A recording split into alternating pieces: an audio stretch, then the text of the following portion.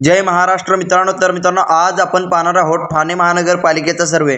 म्हणजेच मित्रांनो, उद्या 2-3 दिवसामध्ये होणाऱ्या ठाणे महानगरपालिकेच्या निवडणुकीमध्ये कोणत्या पक्षाला किती जागा मिळणार आहेत आणि कोणत्या पक्षाची सत्ता ही ठाणे महानगरपालिकेवर येणार आहे, याचा आज आपण 100% खरा होणारा सर्वे पाहणार आहोत.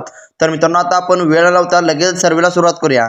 म्हणजेच मित्रांनो, पहिल्यांदा तर आपण हे बघूया की ठाणे महानगरपालिकेवर एकूण नगरचौकांची संख्या किती आहे. तर मित्रांनो, ठाणे महानगरपालिकेवर एकूण नगरचौकांची संख्या 131 आहे. तर मित्रांनो, ठाणे महानगरपालिकेवर जर 131 नगरचौक असतील तर कोणत्याही पक्षाला किंवा कोणत्याही व्यक्तीला जर ठाणे महानगरपालिकेवर जर सत्ता मिळवायची असेल तर नेमके किती नगरचौक लागणार आहेत ते आता आपण बघूया.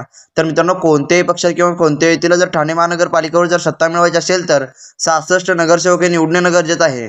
तरच मित्रांनो, कोणत्याही पक्षाची किंवा कोणत्याही व्यक्तीची ठाणे महानगरपालिकेवर सत्ता येणार आहे. पण मित्रांनो, या निवडणुकीमध्ये नेमकं काय होणार आहे ते पाहणं महत्त्वाचं आहे. कारण मित्रांनो, या निवडणुकीमध्ये शरद पवार आणि अजित पवार या दोन्ही पक्षामध्ये फूट पडली आहे आणि त्याचबरोबर मित्रांनो, एकनाथ शिंदे आणि उद्धव ठाकरे यांच्यामध्ये सुद्धा फूट पडली आहे. म्हणजेच मित्रांनो, शिवसेना या पक्षातून एकनाथ शिंदे बाहेर पडले आहेत. पण मित्रांनो, याचा काही परिणाम हा दोन्ही शिवसेनेला होणार आहे का, ते आता आपण पुढे पाहूया. तर मित्रांनो, आता आपण वेळ लावता लगेचच थोडक्यात हे पाहूया की गेल्या निवडणुकीमध्ये कोणत्या पक्षाला किती जागा मिळत होत्या आणि कोणत्या पक्षाची सत्ता गेल्या निवडणुकीमध्ये आली होती ते आता आपण थोडक्यात पाहूया. तर मित्रांनो, गेल्या निवडणुकीमध्ये सर्वाधिक चांगल्या प्रकारचं यश हे शिवसेना या पक्षाला मिळालं होतं. म्हणजेच मित्रांनो, गेल्या निवडणुकीमध्ये शिवसेना या पक्षाला 67 जागा मिळत होत्या. पण मित्रांनो, या निवडणुकीमध्ये शिवसेना पक्षामध्ये 2 गट झाल्यामुळे याचा काही परिणाम हा दोन्ही शिवसेनेला होणार आहे का ते पाहणं महत्त्वाचं आहे. कारण मित्रांनो, गेल्या निवडणुकीमध्ये तर एकनाथ शिंदे यांच्या नेतृत्वामध्ये चांगल्या प्रकारचं यश हे ठाणे महानगरपालिकेवर मिळालं होतं. पण मित्रांनो, या निवडणुकीत सुद्धा इतकं काही चांगल्या प्रकारचं यश मिळणार आहे की नाही ते आता आपण पुढे पाहूया. तर मित्रांनो, गेल्या निवडणुकीमध्ये 2 नंबरचा पक्ष होता तो म्हणजे राष्ट्रवादी पक्ष. तर मित्रांनो, गेल्या निवडणुकीमध्ये राष्ट्रवादी या पक्षाला सुद्धा ठाणे महानगरपालिकेवर बऱ्यापैकी यश मिळालं होतं. म्हणजेच मित्रांनो, गेल्या निवडणुकीमध्ये त्यांना 34 जागा या ठाणे महानगरपालिकेवर मिळत होत्या. पण मित्रांनो, या निवडणुकीमध्ये अजित पवार आणि शरद पवार यांच्या पक्षामध्ये 2 फूट पडले आहेत. त्यामुळे मित्रांनो, याचा काही परिणाम हा दोन्ही राष्ट्रवादीला होणार आहे का ते आता आपण पुढे पाहूया. तर मित्रांनो, याच्यानंतर आता आपण पुढचा पक्ष बघूया. तर मित्रांनो, पुढचा पक्ष आहे तो म्हणजे भारतीय जनता पक्ष. तर मित्रांनो, गेल्या निवडणुकीमध्ये भारतीय जनता पक्षाला 23 जागा या ठाणे महानगरपालिकेवर मिळाल्या होत्या. म्हणजेच मित्रांनो, त्यांना गेल्या निवडणुकीमध्ये अपयश हे ठाणे महानगरपालिकेवर मिळालं होतं. पण मित्रांनो, या निवडणुकीमध्ये सुद्धा त्यांना इतकंच यश हे ठाणे महानगरपालिकेवर मिळणार आहे का ते आता आपण पुढे पाहूया. तर मित्रांनो, याच्यानंतर आता आपण पुढचा पक्ष बघूया. तर मित्रांनो, गेल्या निवडणुकीमध्ये 4 नंबरचा पक्ष होता तो म्हणजे काँग्रेस पक्ष. तर मित्रांनो, काँग्रेस या पक्षाला गेल्या निवडणुकीमध्ये 3 जागा या ठाणे महानगरपालिकेवर मिळाल्या होत्या. पण मित्रांनो, या निवडणुकीमध्ये याच्यापेक्षा काही जागा वाढणार आहेत की कमी होणार आहेत ते आता आपण पुढे पाहूया. तर मित्रांनो, गेल्या निवडणुकीमध्ये लास्टचा पक्ष कोणता होता ते आता आपण बघूया. तर मित्रांनो, गेल्या निवडणुकीमध्ये लास्टचा पक्ष होता तो म्हणजे अपक्षांचा पक्ष. तर मित्रांनो, गेल्या निवडणुकीमध्ये अपक्षांना सुद्धा 2 जागा या ठाणे महानगरपालिकेवर मिळत होत्या. पण मित्रांनो, या निवडणुकीमध्ये नेमके किती मिळणार आहेत ते आता आपण पुढे पाहूया. तर मित्रांनो, येणाऱ्या 16 तारखेला जर ठाणे महानगरपालिकेची निवडणूक झाली तर त्या निवडणुकीमध्ये नेमकं कोणत्या पक्षाला किती जागा मिळणार आहेत आणि कोणत्या पक्षाची सत्ता ही ठाणे महानगरपालिकेवर येणार आहे ते आता आपण वेळ न लावता लगेचच पाहूया. तर मित्रांनो, पहिला पक्ष आहे तो म्हणजे काँग्रेस पक्ष. तर मित्रांनो, काँग्रेस या पक्षाला 3 जागा या ठाणे महानगरपालिकेवर मिळणार असं आपल्याला पाहायला मिळत आहे. म्हणजेच मित्रांनो, त्यांना गेल्या निवडणुकीमध्ये जितकं यश मिळालं होतं तितकंच यश हे या निवडणुकीमध्ये सुद्धा मिळताना आपल्याला पाहायला मिळत आहे. म्हणजेच मित्रांनो, त्यांना या निवडणुकीमध्ये मोठं अपयश हे ठाणे महानगरपालिकेवर मिळत असताना आपल्याला पाहायला मिळत आहे. कारण मित्रांनो, आत्ताच आपण पाहिलं तर त्यांची राज्यात आणि ठाणे शहरावर सुद्धा चांगल्या प्रकारची वचक नाही आणि त्याचप्रमाणे मित्रांनो, त्यांना ठाणे महानगरपालिकेवर सुद्धा चांगल्या प्रकारचं यश न मिळाल्याचं आपल्याला पाहायला मिळत आहे. तर मित्रांनो, याच्यानंतर आता आपण पुढचा पक्ष बघूया. तर मित्रांनो, पुढचा पक्ष आहे तो म्हणजे अपक्षांचा पक्ष. तर मित्रांनो, अपक्षांना सुद्धा ठाणे महानगरपालिकेवर 3 जागा मिळताना आपल्याला पाहायला मिळत आहे.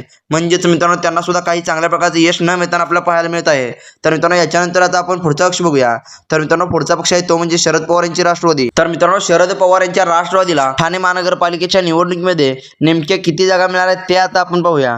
कारण मित्रांनो, या निवडणुकीमध्ये शरद पवार आणि अजित पवार वेगवेगळे झाले आहेत. त्यामुळे मित्रांनो, याचा काही परिणाम हा शरद पवारांच्या राष्ट्रवादीला होणार आहे का ते पाहणं महत्त्वाचं आहे.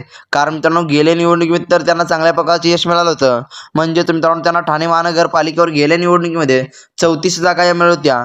पण मित्रांनो, या निवडणुकीमध्ये त्यांना इतक्या जागा मिळणार आहेत की कमी होणार आहेत ते आता आपण पाहूया. तर मित्रांनो, येणाऱ्या 16 तारखेला जर ठाणे महानगरपालिकेची निवडणूक झाली तर त्या निवडणुकीमध्ये राष्ट्रवादी शरद पवार यांच्या राष्ट्रवादीला 7 जागा मिळताना आपल्याला पाहायला मिळत आहे. म्हणजेच मित्रांनो त्यांना सुद्धा या निवडणुकीमध्ये कमी प्रमाणात यश मिळताना आपल्याला पाहायला मिळत आहे. म्हणजेच मित्रांनो ठाणे महानगरपालिकेवर राष्ट्रवादी शरद पवार यांच्या पक्षाला अपयश मिळताना आपल्याला पाहायला मिळत आहे. कारण मित्रांनो गेल्या निवडणुकीमध्ये 34 जागा मिळणारा पक्ष या निवडणुकीमध्ये 7 जागा म्हणजे अपयशाचे मिळताना आपल्याला पाहायला मिळत आहे. तर मित्रांनो याच्यानंतर आता आपण पुढचा पक्ष बघूया. तर मित्रांनो पुढचा पक्ष आहे तो म्हणजे अजित पवार यांची राष्ट्रवादी. तर मित्रांनो अजित पवार यांच्या राष्ट्रवादीला ठाणे महानगरपालिकेवर नेमके किती जागा मिळणार आहेत ते पाहणं आता अतिशय महत्त्वाचं आहे. कारण मित्रांनो आताची परिस्थिती पाहता अजित पवार यांचं काम हे चांगल्या प्रकारचं ठाणे महानगरपालिकेवर आहे. त्यामुळे मित्रांनो त्यांना सुद्धा काही चांगल्या प्रकारचं यश मिळणार आहे की नाही ते पाहणं आता अतिशय महत्त्वाचं आहे. कारण मित्रांनो गेल्या निवडणुकीमध्ये दोघं एकत्र असताना त्यांना 34 जागा मिळत होत्या. पण मित्रांनो या निवडणुकीमध्ये दोघांमध्ये फूट पडल्यामुळे शरद पवार यांच्या पक्षाला तर याचा परिणाम झाल्याचं आपल्याला पाहायला मिळत आहे. पण मित्रांनो याचा परिणाम हा अजित पवार यांच्या राष्ट्रवादीला सुद्धा होणार आहे का ते आता आपण बघूया. तर मित्रांनो येणाऱ्या 16 तारखेला जर ठाणे महानगरपालिकेची निवडणूक झाली तर त्या निवडणुकीमध्ये अजित पवार यांच्या राष्ट्रवादीला 8 ते 10 जागा या मिळताना आपल्याला पाहायला मिळत आहे. म्हणजेच मित्रांनो त्यांना सुद्धा या निवडणुकीमध्ये इतकं काही चांगल्या प्रकारचं यश न मिळणार असं आपल्याला पाहायला मिळत आहे.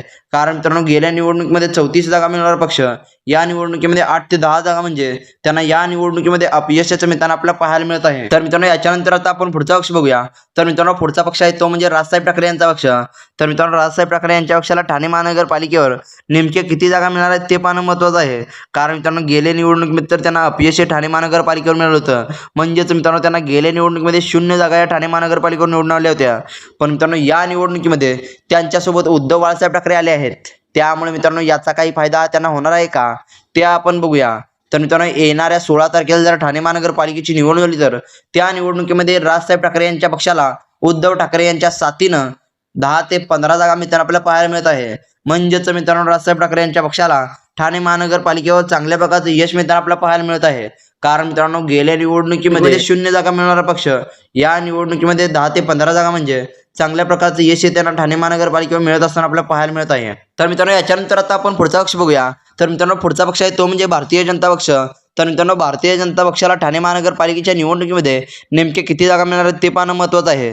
कारण मित्रांनो गेल्या निवडणुकीमध्ये त्यांना ठाणे महानगरपालिका थोड्याफार कमी जागा या मिळत होत्या. पण मित्रांनो या निवडणुकीमध्ये तर त्यांना चांगल्या प्रकारचं यश मिळणार आहे की आता आपण पुढे पाहूया. तर मित्रांनो येणाऱ्या 16 तारखेला जर ठाणे महानगरपालिकेची निवडणूक झाली तर त्या निवडणुकीमध्ये भारतीय जनता पक्षाला 20 ते 30 जागा मिळताना आपल्याला पाहायला मिळत आहे.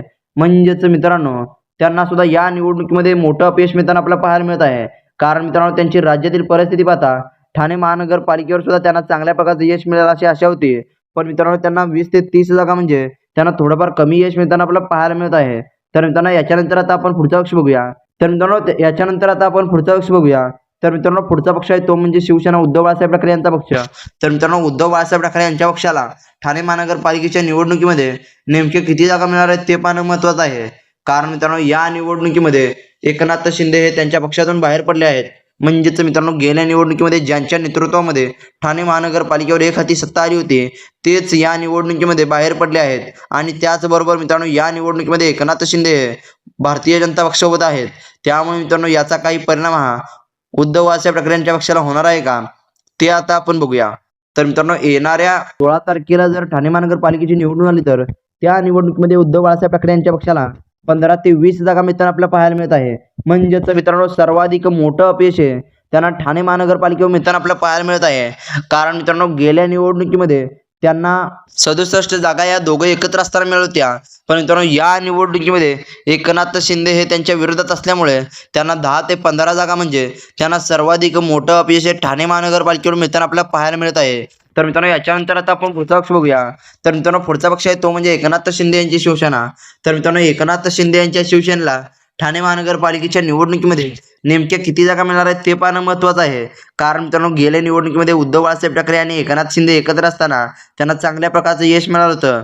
म्हणजेच मित्रांनो त्यांना गेल्या निवडणुकीमध्ये 67 जागा मिळत होत्या. पण मित्रांनो या निवडणुकीमध्ये दोन्ही पक्षामध्ये फूट पडल्यामुळे त्यांना याचा काही फायदा होणार आहे की नाही ते आता आपण बघूया. तर मित्रांनो येणाऱ्या 15 तारखेला जर ठाणे महानगरपालिकेची निवडणूक आली तर त्या निवडणुकीमध्ये एकनाथ शिंदे यांच्या शिवसेनेला 60 ते 65 जागा मिळताना आपल्याला पाहायला मिळत आहे. म्हणजेच मित्रांनो सर्वाधिक चांगल्या प्रकारचं यश हे ठाणे महानगरपालिकेवर पाहायला मिळत आहे. तर मित्रांनो तुम्हाला काय वाटतंय खरंच शिवसेना उद्धव बाळासाहेब ठाकरे यांच्या पक्षाला इतकं कमी यश मिळेल आणि त्याचबरोबर मित्रांनो एकनाथ शिंदे यांच्या पक्षाला इतकं चांगल्या प्रकारचं यश हे ठाणे महानगरपालिकेवर मिळेल का हे तुम्ही कमेंट करून सांगा. आणि त्याचबरोबर मित्रांनो ठाणे महानगरपालिकेवर एकनाथ शिंदे यांचीच सत्ता ही एक हाती असणार आहे का, हे सुद्धा तुम्ही कमेंट करून सांगा. आणि मित्रांनो तुम्हाला जर आपला व्हिडिओ आवडला असेल तर व्हिडिओला लाईक करून चॅनलला सबस्क्राईब करायला विसरू नका. कारण मित्रांनो अशाच प्रकारचे नवनवीन व्हिडिओ आपल्या चॅनलवर येत असतात. त्यामुळे मित्रांनो आपल्या चॅनलला सबस्क्राईब करायला विसरू नका. धन्यवाद मित्रांनो. जय हिंद, जय महाराष्ट्र.